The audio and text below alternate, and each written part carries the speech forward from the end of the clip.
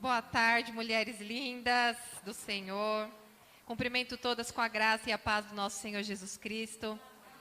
Quero dizer que é uma alegria muito grande estar aqui com vocês. Agradeço o convite da pastora Keila. Quando Deus marca, gente, Ele desmarca o que tem que desmarcar pelo aquilo que Ele já marcou. Eu tinha uma agenda hoje e exatamente na mesma semana que a pastora entrou em contato com o meu esposo, essa agenda foi desmarcada, porque era para eu estar aqui.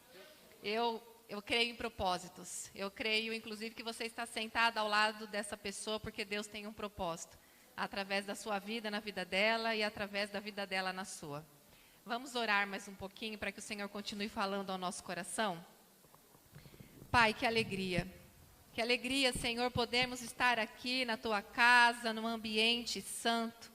No ambiente, Senhor, em que é tão propício para nos derramarmos na Tua presença, para sermos cheias do Teu amor, para sermos restauradas, renovadas, encorajadas, depois de um tempo tão difícil. Algumas ainda estão enfrentando tempos difíceis, mas o Senhor é aquele que abre caminhos no deserto. O Senhor é aquele que faz nova todas as coisas, mesmo quando nós não percebemos. Obrigada. Obrigada porque um novo tempo nasceu na Tua igreja, Pai. Oh, Senhor, muito obrigada porque o Senhor tem aberto os nossos olhos para ver este novo tempo. Um novo tempo nas famílias, um novo tempo internamente, uma reforma interna em cada uma de nós. Que seja uma tarde de cura. Curas profundas na alma. Que o Teu Espírito Santo, Pai, tome a memória das Tuas filhas e comece a trabalhar. E comece a trazer memórias que precisam ser curadas. E comece, Senhor, a revelar coisas tão profundas, permitindo as Tuas filhas entrarem em lugares que muitas vezes elas não querem entrar. Acessar porões escuros da alma que muitas vezes é tão doloroso. Mas como o Senhor diz, é que é nova todas as coisas. Mesmo que tenhamos que voltar a algumas lembranças, a alguns lugares, ainda assim será diferente. Porque estaremos segurando as Tuas mãos e sendo curadas por Ti. Pai, eu peço que o Senhor fale através de mim, porque de mim eu nada posso oferecer, eu me coloco simplesmente à Tua disposição. Nos conduza, Senhor, nesta tarde, em nome de Jesus. Amém. Aleluia. Eu sinto, pode sentar, queridas. Eu sinto muito um tempo de cura sobre nós. Essa pandemia chacoalhou muita gente aí, né? Eita, os casamentos, relacionamento com os filhos. Você conheceu uma pessoa que você não conhecia, que você está casado há algum tempo. Essa pessoa também começou a ver você de uma outra forma. Opa, essa mulher existe aí dentro? Talvez você começou a perceber coisas nos teus filhos que você não percebia. Por estar tão atarefada, por estar correndo para lá e para cá. E foi uma oportunidade para quem realmente aproveitou essa oportunidade. Porque mesmo em meio à tempestade, Romanos 8:28 vai dizer que todas as coisas cooperam para o bem daqueles que amam a Deus e que são chamados segundo o seu propósito. Todas nós, creio que amamos a Deus, aqui nós estamos dispondo de um tempo da nossa vida. E creio que todas nós temos um propósito, porque senão não teríamos sido gerada no ventre da nossa mãe. Independente de como foi a sua história de vida, Deus tem um propósito. Então, se você ama a Deus e se você tem um propósito, tudo o que você viveu na sua vida, é tudo, seja coisa boa ou coisa ruim, vai contribuir ao seu favor. Mas você precisa permitir e você precisa crer. Então, essa pandemia aí, se você permitiu Deus trabalhar no seu coração, você pode ver algumas coisas que até você não gostaria de ter visto. Às vezes nós precisamos ir mais para casa, nós precisamos estar um pouco mais atentas àquilo que Deus nos confiou, mesmo para solteiras, aquelas que ainda também não são casadas, talvez foram aí obrigadas a se relacionar um pouco mais com os pais. Talvez houveram alguns conflitos ou não. Talvez foi um tempo tão bom em que você pôde ter a presença da sua mãe ou do seu pai, conversas tão gostosas como nunca antes. Falar sobre família, falar sobre relacionamento, e é falar sobre isso. Nós vamos falar um pouquinho sobre isso, talvez eu entre aqui um pouquinho na minha história, não sei se eu vou conseguir, porque é muita coisa que eu vivi, parece que não. A pastora fala aí Barbie, uma Barbie que Barbie que sofreu muito. Isso aqui é restauração, na verdade, né? Porque eu era uma pessoa extremamente depressiva, já tentei tirar minha vida diversas vezes, mesmo sendo cristã há mais de 30 anos. Eu, desde 5 anos de idade que eu conheço Jesus, por causa da minha mãe ter aceitado Jesus, e aí é uma longa história, que está tudo aqui, no Saradas para Sarar. O Saradas para Sarar é um livro de minha autoria, onde eu conto desde o meu nascimento até o início do processo de cura emocional em detalhes. Porque muitas vezes a gente varre para debaixo do tapete aquilo que faz parte da nossa construção de vida, e a gente acha que tudo bem, e não tudo bem, porque chega um tempo da nossa vida, como um período como esse, que você começa a ter que conviver com as pessoas de uma forma mais intensa, e quando chacoalha, o que derrama? Derrama ira, derrama gritaria, derrama raiva, derrama tristeza, é porque o teu coração está cheio disso e precisa ser trabalhado. Então, a cura emocional ela é extremamente importante, mas ela também é um processo. É algo que vai se dando ao longo da nossa jornada. E quando Deus começa uma reforma na nossa vida, o que Ele faz? Depois Ele desconstrói o nosso eu. O Desconstruindo o Meu Eu foi o meu segundo livro. Aqui tem partes do meu diário pessoal, coisas que eu estava vivendo muito na intimidade com Deus, desconstruções da minha alma. Deus estava trabalhando e restaurando muitas coisas, mas principalmente desconstruindo os maus comportamentos, porque nós somos resultado de tudo que nós recebemos desde o ventre da nossa mãe. Querendo nós ou não, nós recebemos uma parcela pelo DNA, nós recebemos uma parcela de influência pelo ambiente que nós vivemos, recebemos também da cultura, da crença da igreja, das pessoas à nossa volta. Então a gente é um pouquinho de tudo isso. E a gente precisa, num determinado ponto da vida, ver o que vai continuar conosco e o que nós precisamos realmente deixar na cruz de Cristo. E esse processo de desconstrução é extremamente doloroso, mas é extremamente transformador. Você não pode entrar numa casa que precisa de reforma, tapando apenas uma umidade, por exemplo, um vazamento, e você só tapar aquele buraco com uma tinta, que amanhã ou depois aquilo vai cair tudo. Você precisa quebrar e ir na fonte, na raiz do problema, para resolver o problema, porque senão aquilo vai todo o tempo voltar e você vai ter que lidar com aquilo novamente. Assim são as nossas emoções e os nossos comportamentos. Depois nasceu o tempo de crescimento. O tempo de crescimento fala sobre algo que todo mundo gosta. Espera.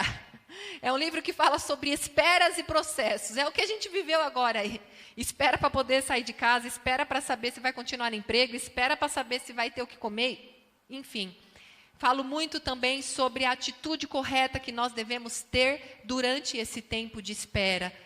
E o que Deus está trabalhando e quais são as ações que nos impedem, inclusive, de alcançar aquilo que Deus já liberou para nós. Porque Deus já nos abençoou, a própria Bíblia diz que Deus já nos abençoou com toda sorte de bênçãos. Só que muitas coisas nós não tomamos posse ou nós não usufruímos por causa das nossas atitudes erradas. Agimos como o povo de Israel lá no deserto, que muitas vezes só reclama, só murmura. Então aqui eu quero ensinar você. E tem muitos exercícios práticos, psicológicos, que vão te ajudar a desenvolver e te conhecer, quem você é. Porque sabia que a maioria dos seus problemas é causado por você mesma? Principalmente problemas de relacionamento, a não ser algo que aconteceu como essa pandemia, não foi um problema que nós causamos, mas os problemas que se desdobraram por causa da pandemia lá na sua casa têm a ver com você. Porque muitas vezes você não se conhece, você não sabe do que você é capaz, tanto para o bom como para o ruim. Às vezes, que nem a moça que falou que estava com vergonha, tímida, você falou super bem, parabéns, entendeu? Você nasceu para falar em público também. Só que acontece, você não sabia até você fazer. Porque às vezes a gente não sabe o que a gente tem de bom. Então a gente muitas vezes se coloca para baixo, se menospreza. Eu não sou nada, eu não sou ninguém, eu nasci para sofrer mesmo. Porque você não acredita no potencial que você é. Mas sabe quem acredita? Além de Deus, que eu não preciso nem falar que óbvio que ele acredita. Satanás acredita no seu potencial. Tanto acredita que não te deixa em paz. Se você não tivesse potencial, não precisa se preocupar que ele não ia perder tempo aí com a sua causa. Então, se você sente que você está em lutas, em batalhas, talvez a vida toda, é porque ele sabe que você tem um grande potencial e que ele fica tentando que você não descubra. Porque a hora que você descobrir, ninguém vai te parar.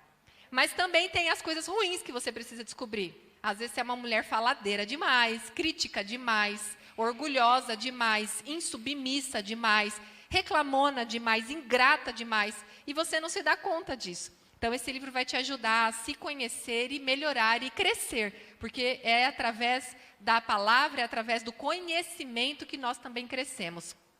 E os ciclos emocionais viciantes, que é o meu último livro, eu lancei recentemente, eu falo sobre gerenciamento emocional. O que acontece? A gente critica as pessoas que são viciados em droga, nós criticamos os alcoólatras muitas vezes, porque o crente ele gosta muitas vezes de se colocar como superior, né? E você não percebe o quanto de vício você tem. Pessoas que viveram repetidas experiências de rejeição, por exemplo, por mais que ela tenha trabalhado o passado dela, muitas vezes ela ainda se move através de um ciclo de repetição. Isso aconteceu na minha vida, por exemplo. Então, você busca sempre amizades que vão sempre te desprezar. Ou aquela menina que, de repente, ela foi maltratada e abusada emocionalmente na infância, e ela vai buscar relacionamentos, aqui amorosos mesmo, eu me refiro, de homens que a tratem como o pai a tratava. É um ciclo emocional que você depende quimicamente. Agora, não estou falando de abordagem espiritual. O Saradas para Sarar é uma abordagem puramente espiritual. Os outros livros, eles trazem abordagem espiritual, princípios bíblicos, juntamente com a psicologia. Então, eu creio que o conhecimento vai ajudar muito. Eu estarei lá embaixo, no salão, meu esposo está lá. Então, depois, no final da reunião, quem quiser adquirir os livros, eu gostaria muito de poder abraçá-las, porque eu estou com muita saudade de abraçar as pessoas. Depois de 6 meses, é o primeiro evento que eu venho presencial, mas infelizmente a gente ainda não pode correr esse risco, né? Mas sintam-se abraçadas por mim. Quem quiser acompanhar o meu trabalho, no YouTube tem mais de 350 ministrações sobre cura emocional, sobre comportamento e emoção. Essa é a minha linha de chamado, vida emocional. E no Instagram é Roberta Sara, _Saradas para Sarar. Mas vamos para aquilo que é mais importante, que é a palavra de Deus. Eu quero que vocês, quem tiver com a Bíblia e quiser abrir em Lucas, capítulo 8, por gentileza. Lucas, capítulo 8. Eu quero ler com vocês dos versículos 41 ao versículo 50. Não sei se vai aparecer na tela, acho que o rapaz já colocou aqui, obrigada. A versão que eu vou ler aqui é a NVI, tá? Que é a nova tradução... Ai, gente, já tô perdida aqui, né? Nova versão internacional. Bom, diz assim: então um homem chamado Jairo, dirigente da sinagoga, veio e prostrou-se aos pés de Jesus, implorando-lhe que fosse à sua casa, porque sua única filha, de cerca de 12 anos, estava à morte. Estando Jesus a caminho, a multidão o comprimia. E estava ali certa mulher, que havia 12 anos, vinha sofrendo de hemorragia e gastara tudo o que tinha com os médicos, mas ninguém pudera curar. Ela chegou por trás de Jesus, tocou na borda do seu manto e imediatamente cessou sua hemorragia. Quem tocou em mim? Perguntou Jesus. Como todos negaram, Pedro disse: mestre, a multidão se aglomera e te comprime. Mas Jesus disse: alguém tocou em mim. Eu sei que de mim saiu poder. Então a mulher, vendo que não conseguiria passar despercebida, veio tremendo e prostrou-se aos seus pés. Na presença de todo o povo, contou porque tinha tocado nele e como fora instantaneamente curada. Então ele lhe disse: filha, a sua fé a curou. Vá em paz. Até aqui. Acredito que todas vocês, se já são crentes há muitos anos, já conhecem essa história, já ouviram várias ministrações sobre essa história. E quando a pastora falou sobre o tema de família, eu logo comecei a pensar, vamos falar para as mulheradas, então, né, nessa época de pandemia, né, como que a gente pode, então, ser melhor com os maridos? Vamos falar para a mulherada como nós podemos ser melhores mães, então? Mas o Senhor falou, vamos para a cura, porque para que vocês possam ser melhores esposas e melhores mães, nós precisamos voltar. Quem gosta de voltar? Ninguém gosta de voltar, né? Você gosta de voltar? Você passou por um processo, você gosta de voltar e passar por ele de novo? Não. Você morou numa casa. Se de repente aquela casa não te trouxe boas lembranças, você tem que voltar para aquela casa. Você trabalhou numa empresa. E de repente você tem que voltar para aquela mesma empresa. Nós não gostamos muito de volta. Mas algumas voltas são necessárias. Com o propósito correto e da maneira correta. Esse texto veio muito claro ao meu coração, só para a gente usar ele de uma forma analógica. Aqui conta a história de uma menina que estava morrendo com 12 anos de idade. E aqui conta a história de uma mulher que estava sangrando há 12 anos. Gente, a Bíblia ela é toda proposital. Nada do que foi escrito aqui, nenhum versículo sequer é assim, foi colocado. Até aqueles que você não entende, tem um propósito. Então, quando a Bíblia traz para nós 2 gerações e traz exatos 12 anos, se referindo para cada uma delas, isso quer nos dizer algo. Eu penso que enquanto uma mulher sangra, uma filha morre. Embora essa filha não era filha dessa mulher, mas vamos usar aqui o exemplo, vamos puxar um pouco isso. O que isso diz? Eu quero que vocês tragam para a vida emocional. Quantas de nós já estamos sangrando há muito tempo e não nos damos conta de que enquanto nós sangramos emocionalmente, os nossos filhos, a nossa geração está morrendo? Porque nós matamos os nossos filhos através das nossas palavras. Muitas vezes nós matamos sonhos. A criança chega para você e fala, um exemplo. Vocês viram aqui o lindo vídeo daquele menininho dançando junto com o pai. Aquilo é uma arte, aquilo é lindo. Aí o teu filho, a tua filha chega e fala assim, que quer dançar, que quer ser bailarina. Você fala assim, vai ganhar dinheiro na vida? Você está achando que eu sou rica? Bailarina? Acorda para a vida. Agora, se for propósito de Deus na vida dela, para que ela seja usada através da arte e da dança, para pregar, porque às vezes você não precisa pregar com palavras. Ali, a própria pastora falou. A gente não entendeu nada do que falou, porque era outra língua, a não ser que alguém entendia aquela língua que eu nem sei qual era. Mas deu para entender, não deu? O sentido da coisa, se você prestou atenção, deu para entender perfeitamente. A pastora explicou depois, mas se de repente você é dessas que consegue pegar as coisas mais assim no ar, você entendeu o que estava sendo falado ali.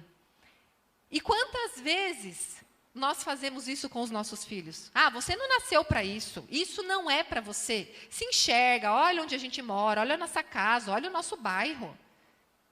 Outras vezes o marido vem contar alguma coisa para nós, um projeto, algo que ele quer fazer, e muitas vezes nós matamos com as nossas palavras. Mas por que muitas vezes nós fazemos isso?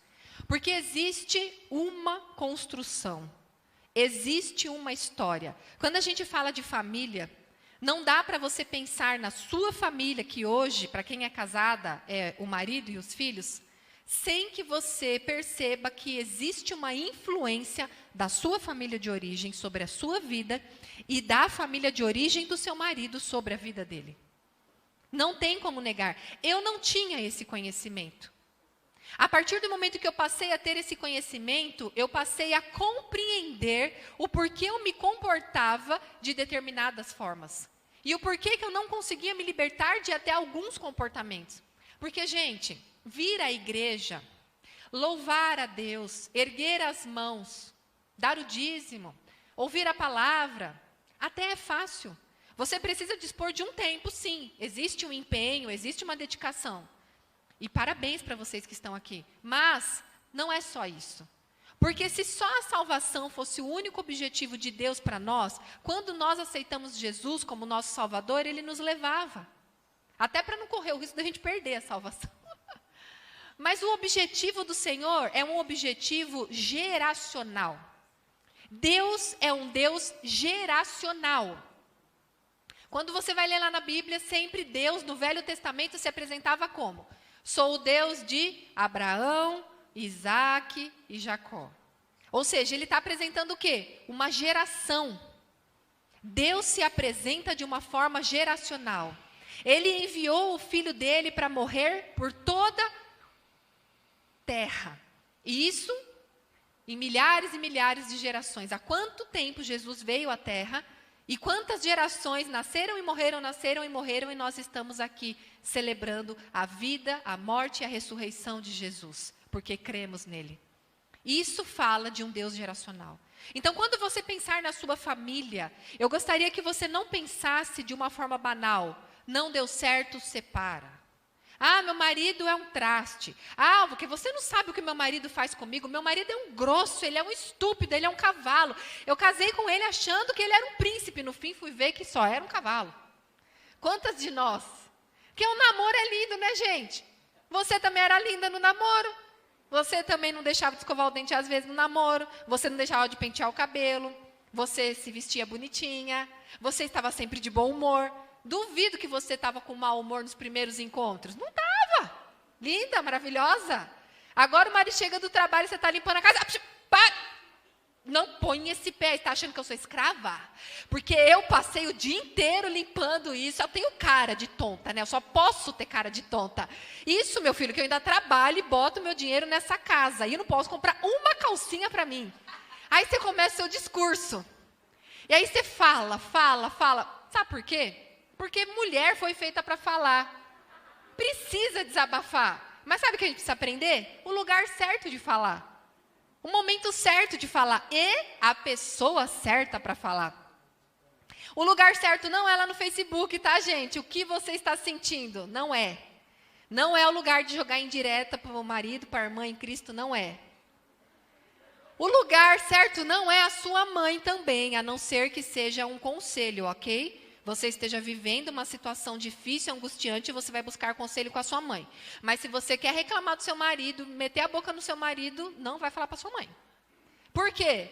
Daqui 2 semanas, você já fez as pazes com seu marido, você vai almoçar lá na casa da sua mãe está com um bico desse tamanho para seu marido, você sabe por quê? Nossa, esse clima, essa situação, você contaminou a sua mãe com a sua experiência, com aquilo que você viveu. Então, você vai falar para Deus. Você vai falar mal do seu marido para Deus. Pode falar, porque Deus é o único que vai ter o poder de te ouvir e de limpar o seu coração. E aí Ele vai fazer você enxergar por uma outra ótica. Ele vai ver você, de repente, vai permitir que você veja coisas que por causa da sua raiva, por causa dos seus sentimentos, muitas vezes nós ficamos cegas. A gente é seguida por sentimento, a gente é movida por sentimento. E mais do que nunca, eu acho que chegou um tempo de que nós, como igreja, precisamos ser exemplo para o mundo. Quantas pessoas olham os casamentos de pessoas cristãs e falam, isso que é crente? A mulher grita o dia inteiro, o marido isso, não sei o que, aquilo. Às vezes o marido trai até porque a mulher é tão chata. Não estou justificando a traição, mas eu trabalhei com aconselhamento na área emocional e espiritual aqui em Sorocaba por 5 anos. Então, eu atendi centenas de mulheres. Eu já ouvi muitas histórias. E algumas histórias, não todas, mas algumas histórias de traição é porque a mulher é insuportável. Reclama o dia inteiro, maldiz o cara o dia inteiro. Não encoraja esse homem, não agradece esse homem. Eu sei que é difícil, gente, porque a gente primeiro quer receber, né? A gente se sente tão injustiçada muitas vezes. A gente muitas vezes não é elogiada, não é reconhecida dentro de casa, não é fácil. Lava, limpa a cozinha, trabalha fora. Paga a conta, lava, limpa a cozinha. E aquelas ainda que não tem marido, que o marido abandonou ou morreu, enfim. É mais difícil ainda. Então, eu não estou dizendo que a nossa vida é fácil. Eu penso que a vida da mulher é bem mais difícil que a do homem. Desculpa os homens que estão aí. Eu acho, só um pouquinho. Porque, além de tudo, a gente é muito emocional. Então, a gente sente tudo muito mais potencializado. Então, é aquele sofrimento, né?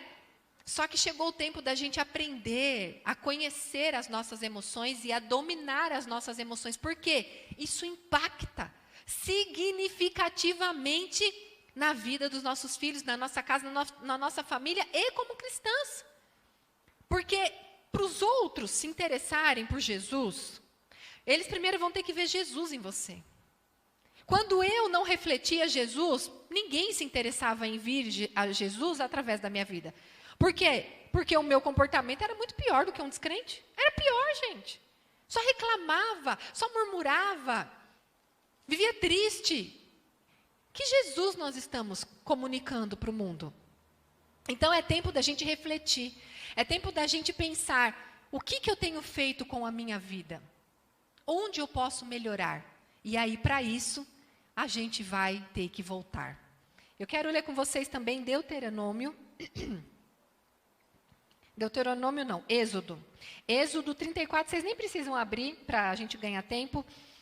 Quem estiver anotando pode anotar, por favor. Êxodo 34, versículos 6 e 7. Diz assim: E passou diante de Moisés proclamando: Senhor, Senhor, Deus compassivo e misericordioso, paciente, cheio de amor e de fidelidade. Eu quero que vocês guardem isso, por favor. Deus compassivo e misericordioso, paciente, cheio de amor e de fidelidade, que mantém o seu amor a milhares e perdoa a maldade, a rebelião e o pecado. Contudo, não deixa de punir o culpado. Castiga os filhos e netos pelo pecado de seus pais até a 3ª e 4ª geração. Aqui, por muito tempo eu lia e eu não entendia. Às vezes eu pensava assim, meu Deus, mas que injusto, né? Minha mãe errou e eu vou pagar pelo pecado dela? Aí teve uma onda, um tempo, de que a gente participava de projetos de cura interior, que a gente ficava renunciando os pecados dos nossos antepassados, e renunciava. E não estou dizendo que é errado você renunciar os pecados dos seus antepassados. Porém, a gente achava que através dessa oração, que a maldição seria quebrada. Deixa eu te falar, quem vai quebrar a maldição que vem geracional, que chegou na sua vida, é você. E é através da reflexão, da tomada de consciência, de tipo, a minha mãe foi assim, e eu percebo que tenho traços da minha mãe, e eu decido não ser como a minha mãe. Eu decido não repetir os mesmos comportamentos que o meu pai. Eu decido, entendeu? Você decide que você não vai mais se comportar dessa forma. Quem vai estudar um pouquinho ali sobre genética, sobre linha de comportamento e de psicologia, já foi comprovado cientificamente que nós herdamos traumas emocionais, acreditem você ou não. Vocês já prestaram atenção em algumas pessoas que não sofreram na vida? Você vê a história da pessoa, você fala, nossa, mas não sofreu nada. E a pessoa é toda destruída emocionalmente. Tenta o suicídio, tem depressão. Você fala assim, uma adolescente, 17 anos com depressão, mas olha a vida, aí você olha para a vida da menina, você fala assim, nossa, ali tem tudo, os pais dão tudo, e você não entende por que ela é assim. Muitas das sensações, dos sentimentos e comportamentos, eles estão nas nossas conexões neurais. Eu não vou me aprofundar muito nisso, porque eu não quero confundir vocês, mas eu quero que vocês entendam que não é só o processo espiritual. Existe o processo emocional e físico. Nós somos corpo, alma e espírito. Somos 3. Então, nós precisamos nos atentar e observar também essas 3 questões. Aquilo que você não pode fazer, Deus vai fazer. Aquilo que depende de um milagre, Ele vai fazer. Mas grande parte das mudanças lá na sua casa, você vai fazer. Através da sua tomada de consciência e da mudança de atitude. Porque só assim você vai interromper isso que a Bíblia está dizendo aqui. Então você imagina que se você recebe o impacto até a sua 3ª ou 4ª geração, é sobre isso que esse versículo fala. Então você imagina que o pecado, vamos trazer aqui o pecado, gente, não só como você ter feito algo errado ou sua mãe ter feito algo errado.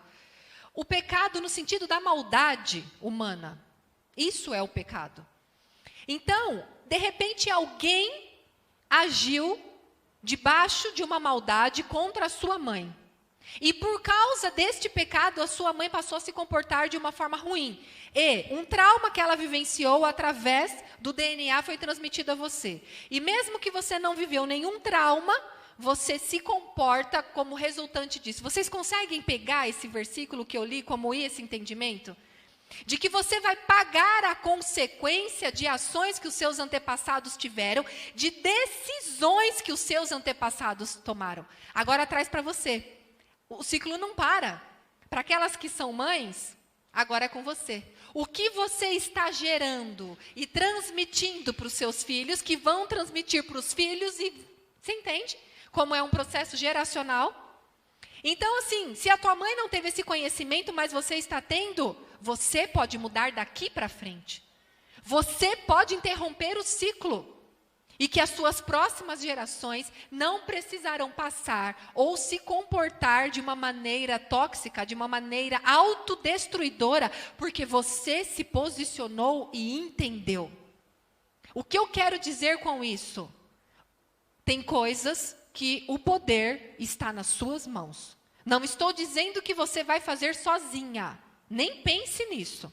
É com a ajuda do Senhor. Mas não é também tipo, Deus faz tudo. Deus transforma a minha vida, Deus transforma a minha casa. Aí começa a vir os problemas. Mas eu oro e o negócio começa a piorar. Por quê? Porque essa é a oportunidade que Deus está te dando para você tomar a consciência do que precisa ser mudado e executar a ação para que aquilo não seja mais um gigante na sua vida. Então, hoje eu queria trazer realmente uma tomada de consciência, para vocês compreenderem quem vocês são, do que vocês receberam, e o que vocês estão dando para a próxima geração de quem vocês são hoje. Você pode mudar parte, não da sua história de vida, mas do seu passado. Porque a sua atitude pode levar cura para o seu pai, como brilhantemente a pastora Keila começou falando aqui. Eu até já quase falei para ela, vai pregando aí, pastora, que é nisso aí mesmo. Quem quer abraçar o pai que abusou? Quem quer falar para o pai, eu te amo, quando ele nunca falou um eu te amo para você? Não parece injusto? Parece injusto. Mas lembra que Jesus diz que é tudo ao contrário no reino de Deus? Se nós quisermos seguir a Ele, temos que tomar a nossa cruz e seguir Ele. Só que a gente pensa que tomar a cruz é a sogra difícil, chata. A maior cruz é o teu orgulho. É o teu orgulho. Porque cruz fala sobre morte. Você precisa colocar o teu orgulho na cruz todos os dias. Por que muitas vezes você não vai pedir perdão para o seu marido, mesmo quando ele errou? Por causa do seu orgulho. É ele que pisou na bola comigo. Ele que foi grosso comigo. Eu que não vou falar com ele. Você fica 2, 3, 4 dias, uma semana.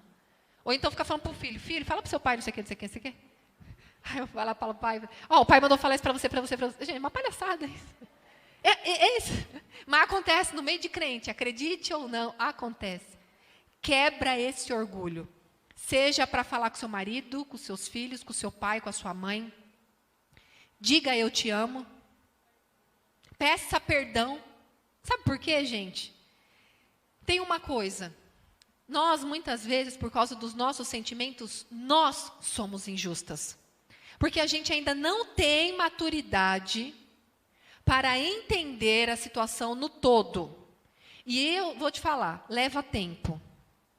Só que se você entender que muitas vezes você também precisa se arrepender do seu mau sentimento, mesmo que tenha sido despertado por uma ação ruim de alguém, você precisa trabalhar esse sentimento. Porque ninguém é ruim de graça.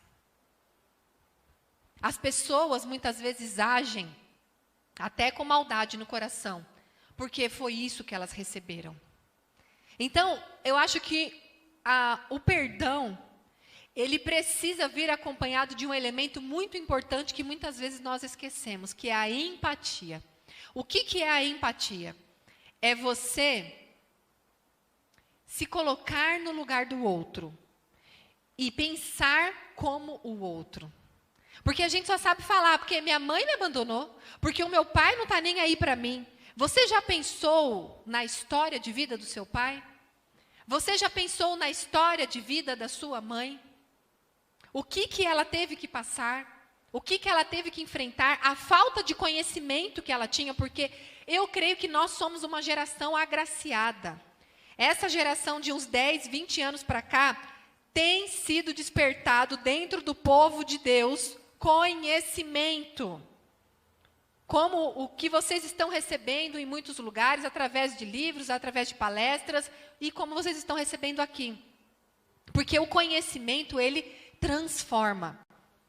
Quando a minha mãe viveu o que ela viveu, não era pregado isso nas igrejas. Não se falava sobre cura emocional, era tudo demônio. Então, se a pessoa ela está irada, ela está com raiva de alguém, está endemoniada. E às vezes você fica que parece que está endemoniado mesmo, não tem? Tem uns dias que você fala assim, Jesus, Senhor, que eu acho, nossa, olha, estou uma opressão, você começa, não, Jesus. Sabe o que é isso? Sim, gente, tem os espíritos malignos que estão, a palavra diz que o diabo está ao nosso derredor, sim, mas ele só vai entrar e ele só vai atuar se você der poder a ele. Mas sabe o que tem? Gente, tem muitas questões também físicas envolvidas nisso. Você toma água direito? Você se alimenta bem?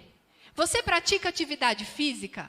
Você tem um tempo de solitude com Deus para refletir na palavra, para louvar lá na sua casa? Porque não só aqui na igreja. Esses elementos todos, isso é um pouquinho só, mas esses elementos todos, eles contribuem com as tuas emoções, com o controle delas. Então, se você passa um tempo com Deus pela manhã, se você lê a Bíblia não de forma religiosa, gente, não leia, agora você participou aqui da pegadinha, né? Ai, meu Deus, agora é melhor eu ler a Bíblia direitinho, anotar os versículos e decorar, vai que tem de novo aquela dinâmica. Ou então você decora e tem uma dinâmica de novo, você é a primeira a falar, porque você quer mostrar que você conhece. Isso não impressiona Deus. Mas você precisa ler a palavra de tal forma que ela seja vida. O que esse versículo está querendo dizer para mim? Não é você ler, tá, tipo assim, ó Jesus, aí você lê, ora, jejua e tá tudo certo, hein? Ó, tô andando na santidade, não falo palavrão, não mato ninguém, não sei o quê, você acha que tá tudo certo. Aí sua vida tá uma bagunça, e você não entende por quê, você vai o quê? Cobrar Deus. Aí você fica com raiva de Deus e se distancia de Deus porque você acha que Deus ama mais a irmã do que você. Porque, afinal, né, você não fala palavrão, você não mata, você não rouba, não se prostitui, não usa roupa curta e nem decote. Você tem, às vezes, até o cabelo comprido e a saia lá no pé, mas a sua língua é lá no pé também. Você fala mal de todo mundo, você critica, condena um, julga o outro. Tudo isso são princípios que são quebrados e que nós não percebemos que isso também afeta a nossa vida. A Bíblia diz que há poder nas nossas palavras. Uma outra passagem em Provérbios vai dizer que pode sair água doce e amarga da mesma fonte. Ao mesmo tempo a gente bendiz ao Senhor e fala mal do outro. Então é tempo da gente observar, sabe essas pequenas coisas, gente? Quando Deus começa um processo de reforma, não pense que Ele vai começar pelas coisas grandes. Ele vai começar pelas coisas imperceptíveis, que você não dá nada para aquilo. Ah, mas é só.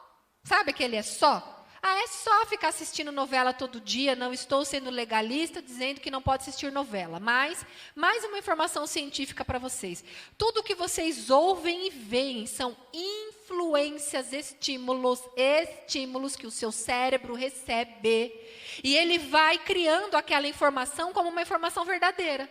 Aí você assiste tanto novela, você acha normal já, está traindo. Você acha normal o aborto, você acha normal, você começa a achar normal algumas coisas, porque aquilo vai te influenciando. A primeira coisa, quando eu falei para o Senhor, me rendo, transforma a minha vida, tipo assim, sabe, eu tiro as minhas mãos. A primeira coisa que Deus colocou no meu coração, corta todos os programas de televisão, para com tudo. Não que seja pecado, entenda no sentido da palavra pecado, até porque o original no grego da palavra pecado significa errar o alvo. Então, se eu estou me alimentando de coisas que despertam sentimentos ruins em mim, e isso faz eu me comportar de uma forma ruim, se eu assisto um programa de transformação de casa, tá na moda, né? Transformação de casa, você vê aquelas casas, depois fica linda, chique. Você olha para a sua... Essa casa, esse quadro, nossa, essas paredes. O que você fez? Você pecou. Você entende? Por quê? Se assistir um programa te deixa insatisfeita, não assiste. Até você ter maturidade para assistir. Ou ter dinheiro para comprar, sei lá o quê. Se entrar na rede social, sapatos que a irmã vende. Olha as roupas. Não, agora a roupa ainda ela vai vender? Ah, Deus dá tudo para uns assim, ó, e para outros nada. Aí você olha a irmã toda linda no salto, maravilhosa, acha que a vida dela é maravilhosa. Porque assim, gente, rede social é só um fragmento da vida dela. E não que seja errado também a pessoa postar coisas boas. Não estou julgando isso, não é? Ela está compartilhando momentos bons, mas é um fragmento. Aí você só vê as coisas boas, seu cérebro está lá. Coisa boa de fulana. Só coisa boa, porque todo mundo só coloca coisa boa, né? Aí você vê, parece que a vida de todo mundo é boa. Aí você vai lá para sua casa. Seu fogão, encardido, caindo aos pedaços. Aí aquela pessoa posta aquela casa linda, né? Gente, eu tenho hora que eu falo assim pro meu marido. Amor, eu tenho uma vontade de fazer uns vídeos mostrando nossa casa, porque os povos acham. Gente, os povos acham. Um dia uma mulher perguntou assim para mim. Nossa, qual shampoo será que ela usa, né? Seda, Pantene, normal. Qual mercado será que ela vai? Ué, qualquer mercado, atacadão. As pessoas fazem né? Gente, minhas panelas têm 22 anos. 22 anos. Sim, eu estou precisando trocar, estou pedindo. Pai, me ajuda. Então, às vezes, a gente acha que a vida do outro mas eu vou postar minhas panelas? Tem hora que eu tenho vontade. Só porque eu sou uma figura pública, então eu tenho vontade de postar para as pessoas tirarem um pouco esse estigma de achar que é tudo lindo. Porque as pessoas só postam as coisas lindas. Se isso te contamina, para de assistir, para de ver. Se você tem um ministério e você acompanha alguém para se inspirar nessa pessoa e crescer e amadurecer, ótimo.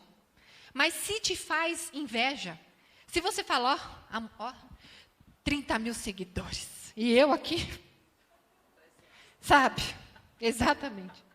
E eu aqui, todo dia abro uma live, 2 pessoas na minha live, você abre a live da irmã, 500, pá! Você entendeu? São pequenas coisas, gente. Eu estou falando coisa do dia a dia. Você não dá bola para isso, mas é isso que é lixo na sua alma. Aí sabe o que vai acontecer? Você vai descontar em quem? No seu marido. Também com essa miséria de salário, porque eu não casei com um homem rico. Ai, mas eu devia ter esperado mais. Por que eu casei com esse homem? Aí você olha para o seu filho, naquela fase difícil de adolescência. Aí você olha para os filhos dos outros, estudando em 2 faculdades, inteligente. Você falou, Senhora, quem puxou esse menino? Aí você vai fazer o quê? Por que você não é igual o filho da fulana? É brincadeira, gente, mas é sério. Porque quando você fala isso, você matou a identidade do seu filho. Porque você sabe que todos nós temos um anseio para ser aceitos. Isso nasceu lá no Éden. Quando Deus rejeitou o homem por causa do pecado, o homem tem a necessidade de ser aceito. Alguns que viveram experiências de rejeição no ventre da mãe, como eu, por exemplo, isso potencializa na nossa vida, enquanto não há uma cura, isso se torna a nossa desgraça. Porque aí você perde a sua identidade. Você vai querer se moldar e sim colocar máscaras, não essas máscaras lindas que nós estamos usando para nos proteger. Nós vamos usar máscaras para ser aceitas. Então, se você vem aqui, você fala, você muda até a entonação, porque na Assembleia, né? Eu sou de uma linha da Batista, então é um pouco diferente, né? Aí você, na Assembleia, a entonação é mais forte, né? Glória a Deus, aleluia! Porque você tem que ficar igual às irmãs da Assembleia. Aí você está lá na faculdade, na sua família, aí alguém fala assim, palavrão, ou solta alguma coisa, quando você vê, você, pá, falou igual. Já conheci várias pessoas assim, na igreja, no púlpito, uma bênção, lá na faculdade. Peraí, é ela mesma? Lá na família, ou aonde quer que seja. Quantas máscaras que nós colocamos para ser aceita? Por quê? Talvez porque lá na sua infância, um dia sua mãe falou, porque você não é igual fulana. Menina, olha para você, o que vai ser de você? E aí você faz a mesma coisa com quem? Com o seu filho. E aí a palavra de Deus lá diz em Êxodo o quê? Que continua até a 3ª e 4ª geração. Por quê? O seu filho vai fazer com o filho dele. Até que você lembre do versículo anterior, que fala que Deus é um Deus compassivo e misericordioso. Porque senão, gente, eu não poderia vir aqui só dar notícia ruim. Então se eu recebi genética ruim dos meus pais. Então se eu fui criada num ambiente destrutivo. Então se eu tive experiências traumáticas. Quem nós temos? Jesus. Aquele que curou as 2 gerações. Lembra que eu comecei lendo a passagem de Lucas 8. Ele curou a mulher que sangrava. E ele curou a filha que estava morta. Ele curou uma filha que estava morta. Pode ser que você pense, eu sempre prego muito sobre isso, porque esse é o meu chamado, eu quero ir para o lado assim, sabe? A pastora falou que nem queria uma pessoa muito reteté. Falei, então acertou, né? Porque eu queria ser reteté no começo, gente. Eu ministro há 6 anos. No começo eu era muito insegura, ainda queria agradar algumas pessoas, ainda estava no processo de cura, né? Aí, eu ia nas igrejas, via as pregadoras, uau! E todo mundo, blá, blá, blá, glória a Deus, aleluia! E eu, nossa, eu queria tanto experimentar isso, né? Mas as palavras que vinham para mim eram sempre, pá, só assim, sabe? Tipo, todo mundo com os olhos assim, sabe? Tipo, meu Deus, né? Aquele susto, né? Tô fazendo tudo errado e tal. E aí, no final, as pessoas vinham falar comigo, tipo, e agora? Meu filho já tem 40 anos. E agora? Meu filho já está casado, eu fiz tudo errado. Eu não quero que você fique com peso. Eu quero que você entenda que você pode ser a cura na vida do seu filho, na vida do seu pai, na vida da sua mãe. Porque você vai ser esse instrumento geracional. Talvez você não precise usar de algumas palavras que muitas vezes você usa. Às vezes você quer trazer seus pais para a igreja ou alguns familiares e você usa muito essa coisa crentez. Mas vai para o inferno, hein? Mas Deus está fazendo isso porque enquanto você não se render, isso não vai mudar na sua vida. Eu acho que a gente precisa apresentar um Deus mais amoroso, mais misericordioso, mais compassivo. Mas para a gente apresentar esse Deus, nós precisamos ver Deus dessa forma. Porque na maioria das vezes nós vemos um Deus que está com um cajado na mão, pronto para... E a maioria das coisas que nós vivemos não é a escolha de Deus para nós, é a consequência do pecado. Eu quero que você pense, não como erros dos seus pais, eu quero que você pense como consequência do pecado. Porque Deus é um Deus misericordioso com o seu pecado. Então, você também deve ser misericordiosa com o pecado e o erro do outro, entendendo na outra ótica. Eu vou aqui apenas em 10 minutos pincelar a minha história para a gente encerrar orando. Só para você entender tudo que eu estou querendo dizer a vocês. E o tanto de cura que Deus já ministrou na minha vida. Porque um dia eu fiz como essa mulher que foi até Jesus. Eu já tinha gasto todos os meus recursos emocionais. Eu já tinha tentado de tudo para resolver os meus problemas. O meu casamento, quando eu tinha 15 anos de casada, o meu casamento estava naufragando. O meu marido falou, estou indo embora de casa, acabou, eu não aguento mais.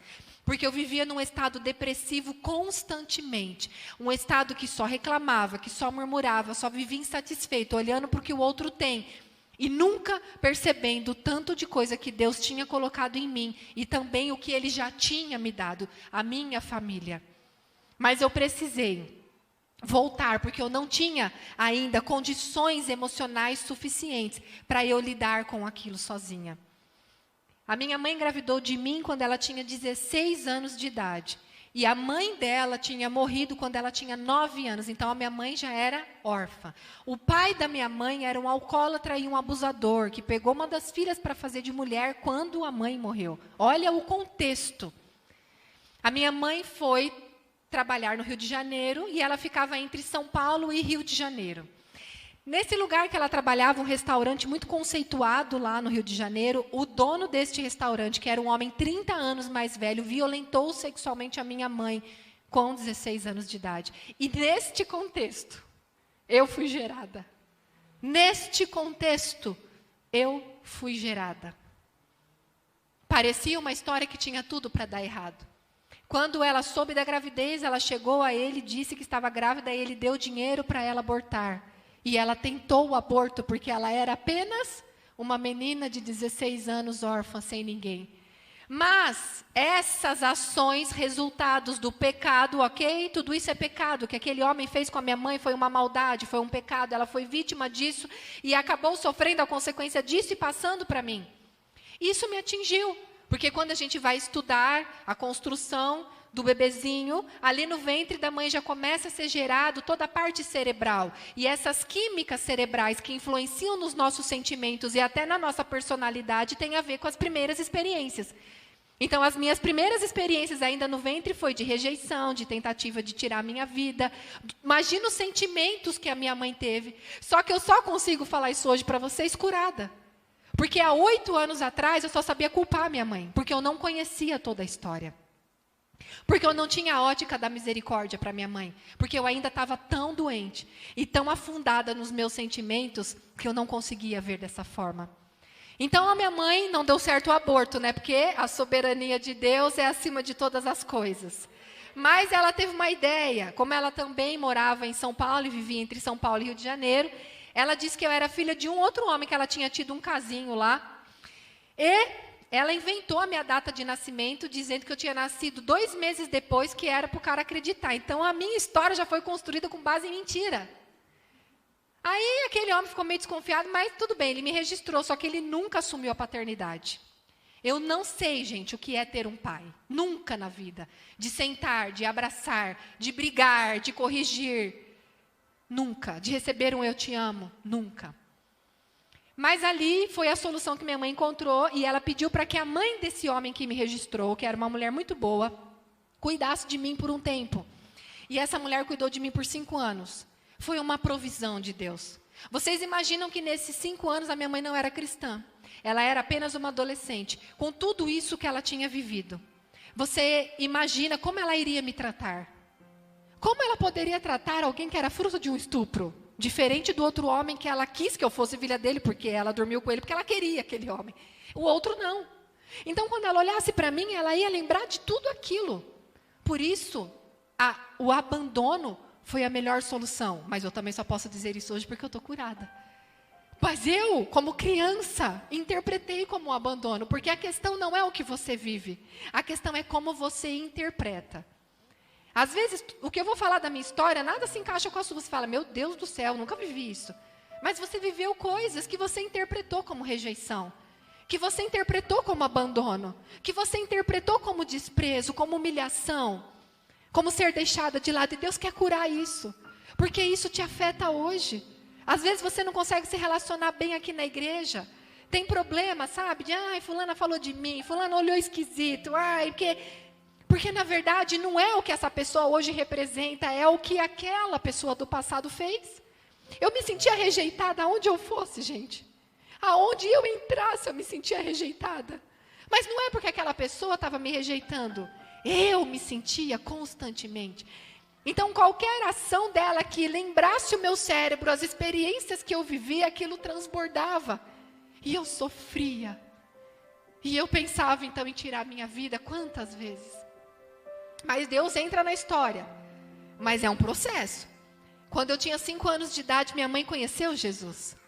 Mas eu estou falando de 30 anos atrás, 34 anos atrás. Ela conheceu o Jesus da religião. Olha, você fuma, então não fume mais. Você fala palavrão, não fale mais. Você usa umas roupas muito decotadas, então não use mais. Ela fez uma reforma externa, mas ela não desconstruiu o eu dela. Aqui é a base de tudo. Não se falava sobre isso. Então ela era crente, servia na igreja. Eu morei, inclusive, dentro de igreja por um tempo. Ela me trouxe para morar com ela na tentativa de acertar. Mas ela ainda não tinha condição de cuidar de mim. Então, algumas pessoas viam a situação difícil dela, uma mulher solteira, sem ninguém, sem família, e falava, vai tocar sua vida, deixa que eu cuido da sua filha. E eu ficava numas casas. Pensa a minha mãe, gente, estava me deixando lá, achando que estava fazendo o melhor para mim. Mas ela nem conseguia se despedir de mim. Eu não tenho lembrança da minha mãe conversando comigo. Filha, você vai ficar aqui na casa desse tio, dessa tia por um tempo e tal. Não. Eu entendia como um abandono. Mas aí Satanás faz a festa, né? Fala, essa aí eu vou tentar destruir porque o negócio na vida dela deve ser bom demais. Em todas essas casas que eu morei, desde os meus 5 anos até quase eu casar, eu fui vítima de abuso sexual em todas. Por homens e mulheres. Minha mãe nunca soube da maioria deles. Não tinha telefone, não tinha internet, não tinha a facilidade que a gente tem hoje, a comunicação, eu sofri calada. Quando eu estava com 12 anos de idade, minha mãe engravidou E aí eu pensei, agora eu vou ser feliz. Ela se casou, agora eu vou ter uma família. Porque meu sonho era ter uma família. Um pai, uma mãe, uma irmã. Até que meu padrasto abusou sexualmente e violentamente de mim de formas muito intensas que eu descrevo só no livro. E ali, quando eu tinha 14 anos de idade, minha mãe morreu. Aos 32 anos de idade. Porque no meio do caminho, antes dela conhecer esse homem, ela se envolveu com um homem que estava preso e contraiu o vírus do HIV.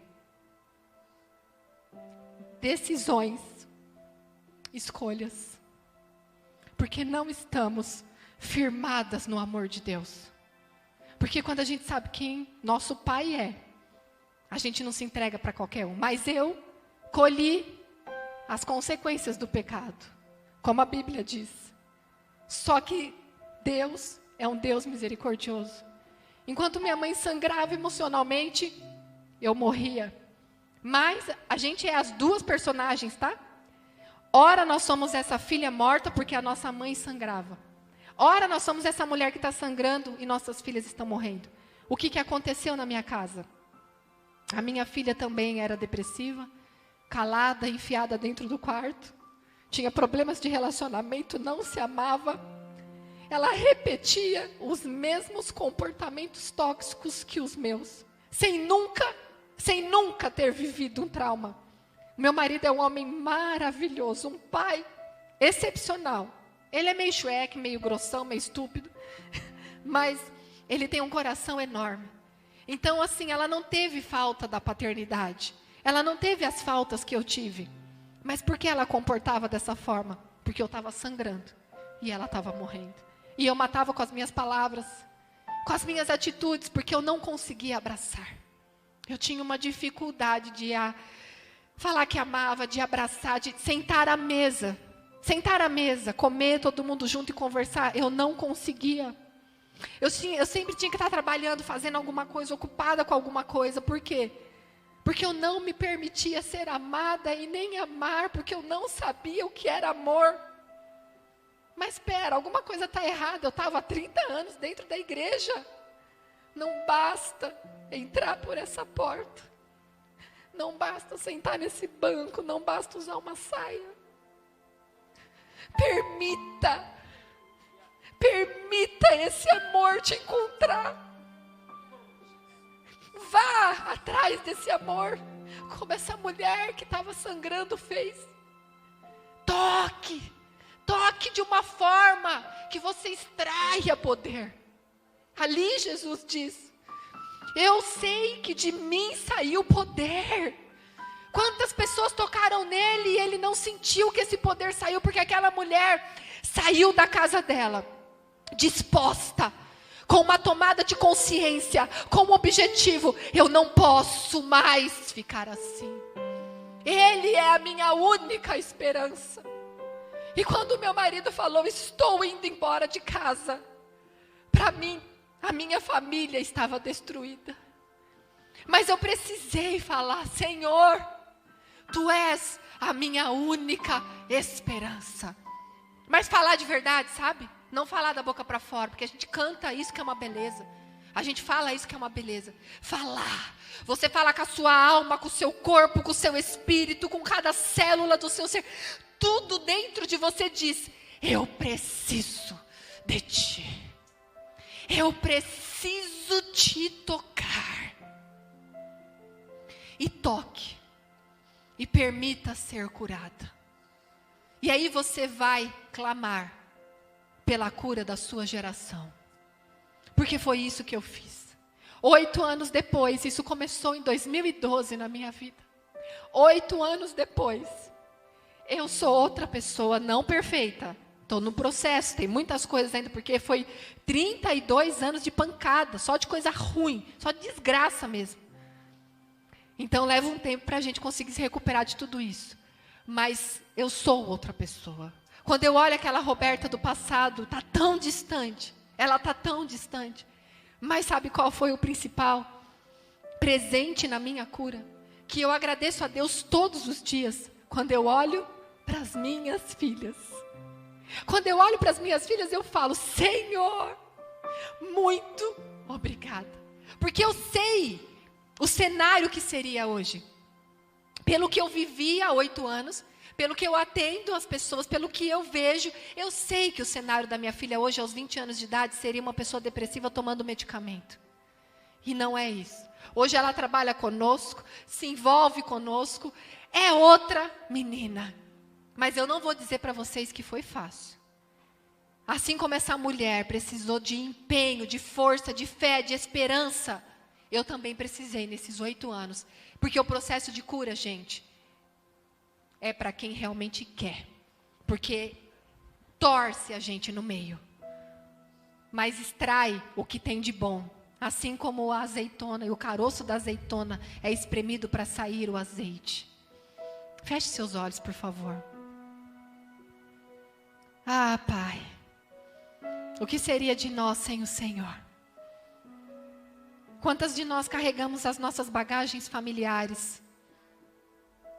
Quantas de nós somos a criança que está morta e ao mesmo tempo a mulher que sangra? Quantas de nós temos traumas, dores, palavras que foram ditas a nós? Quantas não conseguimos assumir posições maiores ou responsabilidades porque aquelas crenças que foi impostas sobre nós de que não podemos, de que não conseguimos, de que não tivemos oportunidade, ecoa. Pai, eu peço que neste momento, pelo poder do Teu Espírito Santo, as memórias comecem a brotar. Eu sei que elas já começaram aqui enquanto eu contava a minha história. E assim como o Senhor, ó Deus, operou uma cura intensa e profunda na minha alma, na minha mente, nas minhas emoções, nas minhas lembranças, eu oro para que essa cura seja manifestada nesta tarde. Eu oro, Senhor, para que esta cura vá de encontro com a necessidade de cada uma das Tuas filhas. Que haja, Senhor, arrependimento pelos maus sentimentos. Que haja, Senhor, liberação de perdão genuína, entendendo que os nossos pais deram simplesmente do que eles receberam. Mas que nós, nesta tarde, estamos tendo a oportunidade de receber um amor, um toque diferente, uma mensagem que traz reflexão, uma mensagem que abre a nossa mente e nos faz pensar: onde eu estou errando, Deus?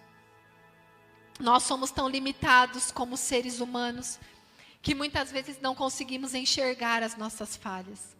Pai, eu te peço que o Senhor abra a mente das tuas filhas, tire as escamas dos olhos e as faça ver. Que elas possam ver, ó Deus. Primeiro ver o teu amor, o teu grandioso amor que nos envolve e que diz: eu sonhei com você. Eu te planejei, eu te desenhei. Você não é um aborto que não deu certo. Você não é um susto. Você foi planejada pelo seu Pai Celestial. Você foi soprada no ventre da sua mãe com o propósito de ser uma filha muito amada. E que possa levar esse amor a muitas outras filhas que se sentem rejeitadas. Pai, traz consciência à tua igreja. Consciência, Senhor, de que já é tempo. Já é tempo de sairmos da superficialidade. Já é tempo de deixarmos de ler a Bíblia simplesmente praticarmos a nossa consciência de que fizemos tudo direitinho, mas que depois vamos cobrar o Senhor da parte que achamos que o Senhor deve dar, quando, na verdade, o Senhor já nos entregou a tua parte, que foi o teu filho, que morreu na cruz em favor de nós. Que a verdade da tua cruz, que a verdade desse amor representado neste ato do teu filho, ganhe vida em alguns corações nesta tarde. Que mulheres nunca mais leiam a Bíblia como antes. Que a partir de agora os olhos delas sejam abertos para enxergar o teu amor através destas letras. Que essas mulheres enxerguem o teu amor através destas canções. Que seja algo diferente, que seja algo novo. Toma a mão das tuas filhas e conduz as lembranças. Que elas possam voltar sim, mas não seja um voltar ruim, que seja um voltar curativo. Por mais que doa, por mais que doa. Ajuda as tuas filhas, Senhor, a enxergar as pessoas que falharam com ela na tua ótica. Entrega misericórdia, compaixão e amor. Ajuda as tuas filhas, ó Deus, a olharem para os filhos de uma maneira diferente. De pensar o quanto elas podem interferir e agir e fazer diferente na próxima geração. Ajuda as tuas filhas a usar palavras que encorajem os filhos, que levantem os filhos, que honrem esses filhos, para que eles possam também honrar esses pais. Que elas venham plantar, ó Deus, a cultura do amor, a cultura da comunhão, a cultura do estar à mesa, do bater papo, do rir, do conversar, do abrir o coração. Une, Senhor, as famílias desta igreja. Mulheres que entraram aqui hoje, que saíram brigadas com os seus maridos. Mulheres que às vezes nessa quarentena pensaram: ah, quando acabar tudo isso eu vou separar. Não dá mais. Ei, Deus é um Deus que reconstrói todas as coisas. E Ele está fazendo coisas novas na vida de algumas famílias. Esteja atenta, esteja atenta. Porque nos próximos dias, coisas irão acontecer. E você vai observar essas coisas de uma maneira diferente. Não estou dizendo só de coisas boas. Estou dizendo de até alguns conflitos. Mas você vai ter sabedoria para lidar com isso. Quebra, Senhor, todo orgulho. Quebra todo o orgulho que impede as tuas filhas de enxergarem o que elas precisam melhorar e mudar. Também, Senhor, leva toda a culpa embora. Porque algumas se sentem tão culpadas. Algumas se sentem tão indignas.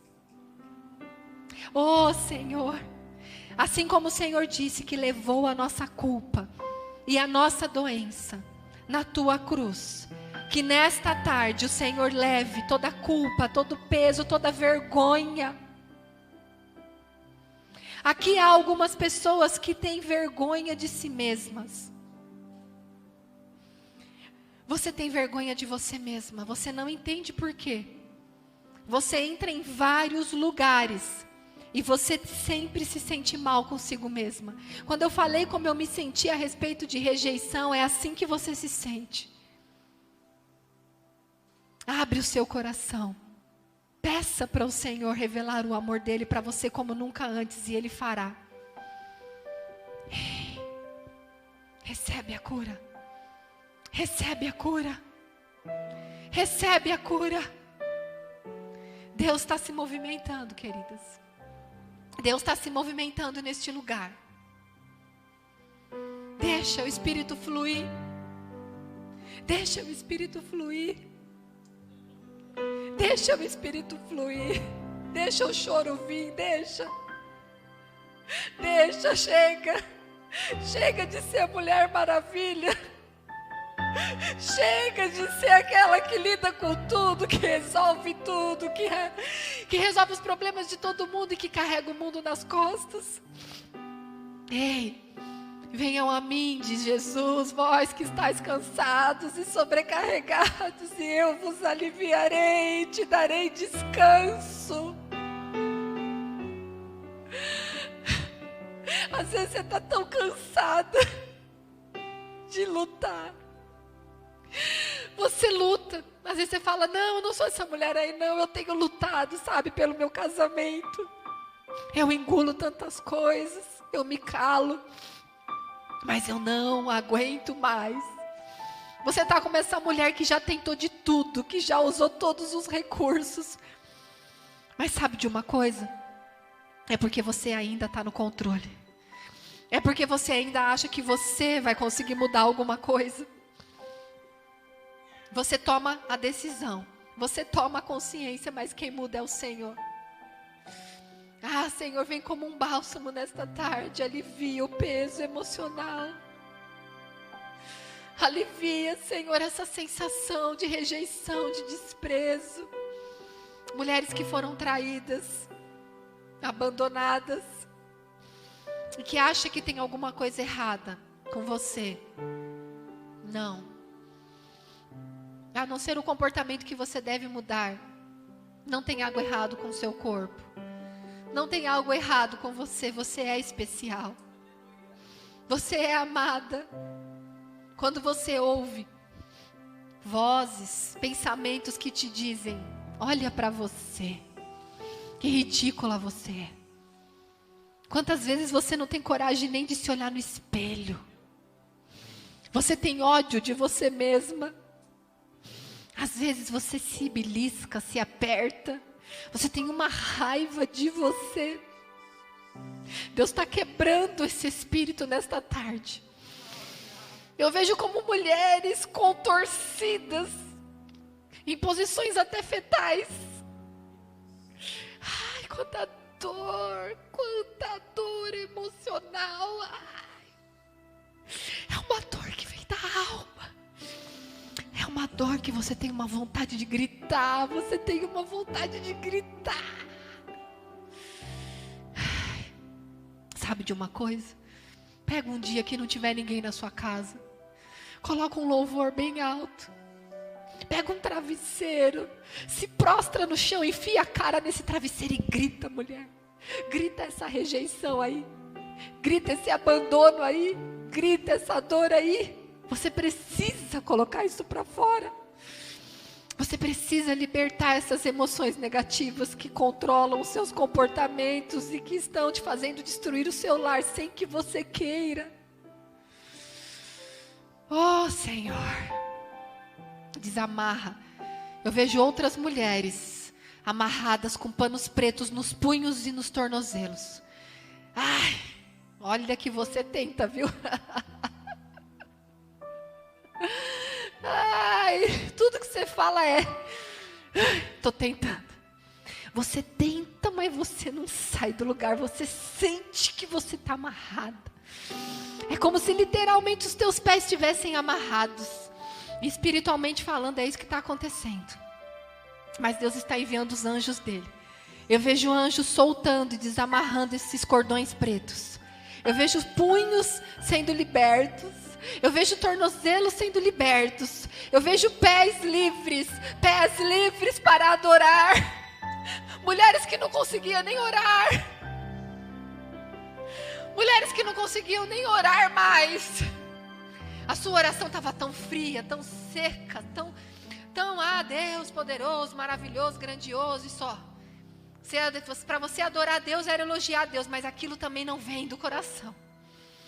Mulheres que não conseguiam entrar no Santo dos Santos. Mulheres que não conseguiam mergulhar profundo porque os pés estavam amarrados. Ei, você está livre.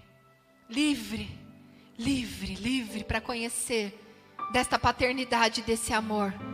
Eu vejo mulheres com a mente tão confusa.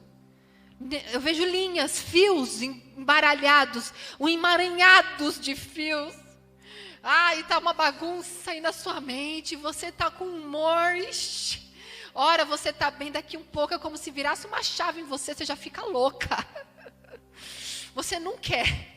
Ei, em nome de Jesus, eu declaro cura sobre toda a personalidade bipolar aqui. Sobre toda a personalidade bipolar, todo o espírito bipolar, em nome de Jesus, você não tem mais poder sobre essa mulher. Eu vejo mulheres tristes, com pensamentos até suicidas. Pensamentos de morte, uma tristeza tão profunda na alma. Você não tem força. E aliás, Deus está falando ao meu coração que você conhece mulheres assim. E essas mulheres que você conhece não estão aqui. Mas Deus está colocando essas mulheres na sua mente agora. E essa semana, você vai, com todos os cuidados necessários, se comprometer a fazer uma visita ou a fazer uma ligação por vídeo. Você vai entrar em contato com esta mulher. E você vai orar muito antes, pedindo para Deus te dar uma palavra de conforto a ela. Porque tem mulheres que nem conseguiram chegar aqui. E não julgue, porque elas estão tão prostradas, tão desanimadas. Elas estão tão afundadas na dor, na depressão, que elas precisam de uma mão para levantá-las. E você vai ser esta mão, mulher. O que você recebeu nesta tarde, você vai compartilhar para que multiplique em você, porque este é o princípio do Senhor. Ah, Senhor, leva embora toda tristeza, toda angústia, toda depressão e toda ansiedade. E há mulheres aqui que são impulsivas. Ah, você escreveu, não leu, é assim com você, ó, pá, levou, tomou.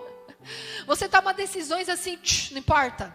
Você fala sem pensar. Você escreve sem pensar. Ei, Deus está limpando. Deus está limpando esse senso de imediatismo, de urgência, esse desespero. É um espírito que tem te controlado. E sabe o que esse espírito faz com você? Destrói a tua vida. Pode pensar aí, aquela palavra que você jogou lá no grupo, você queria engolir ela de volta, mas já foi. Aquela atitude que você teve, você depois colocou sua cabeça no lugar e pensou, por que que eu fiz isso? Se você ainda não teve essa consciência, eu oro para que você tenha essa consciência e se arrependa. Renuncie a esse espírito de impulsividade que tem te dominado. Às vezes você na quarentena aí, sem poder gastar, comprou coisas pela internet desesperada, porque a sua alma estava precisando de qualquer coisa para te confortar e te consolar, porque na verdade é o buraco emocional. E você às vezes brigou com o marido, fez dívida, impulsiva, comprou coisas que não podia. Se arrependa e peça perdão. Se houve conflito na sua casa em relação a isso. Pai, eu oro para que a paz, que excede todo o entendimento, guarde cada uma das tuas filhas, e a mente, a alma e o espírito. Que elas possam ir com um espírito de paz, querendo fazer as pazes com todo mundo. Que a paz reine, Senhor, no coração e no lar delas. É em teu nome que eu te peço e te agradeço por esta oportunidade, por este tempo. Amém. Aleluia. Glória a Deus.